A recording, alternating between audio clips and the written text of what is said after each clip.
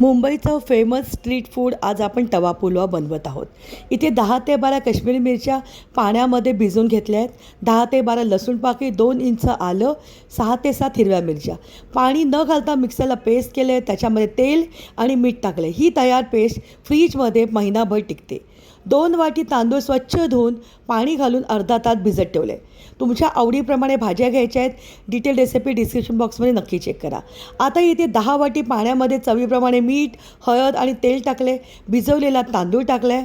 तांदूळ पूर्ण शिजून झाल्यानंतर एक्स्ट्राचं पाणी फेकून द्यायचं आहे आणि चाळणीवरती तांदूळ हा उपसून ठेवायचा आहे. आता इथे एका पातेल्यामध्ये बटर घेतले 2 टेबलस्पून, 3 टेबलस्पून तेल घेतले. त्यामध्ये कांदा गुलाबी रंगावरती परतून घ्यायचा आहे. तयार केलेली काश्मीरी मिरचीची पेस्ट 2 टेबलस्पून, 1 टेबलस्पून लाल मिरची पावडर त्याच्याबरोबर घातले. 1 टेबलस्पून इथे मी पावभाजी मसाला, टॅमॅटो, सिमला मिरची आणि अर्धा कप पाणी घातलेलं आहे. 1 कप त्याच्यामध्ये वाटाणे घातलेले आहेत. सगळं झाकण लावून शिजून घ्यायचं आहे. टॅमॅटो चांगला गळला पाहिजे. आता तयार शिजलेले बटाटे 2 घातलेले आहेत. त्याबरोबर जो भात आपण आधी करून ठेवला होता तो भात टाकायचा आहे. यामध्ये मी 1 अख्खा लिंबू पिळून घातला होता.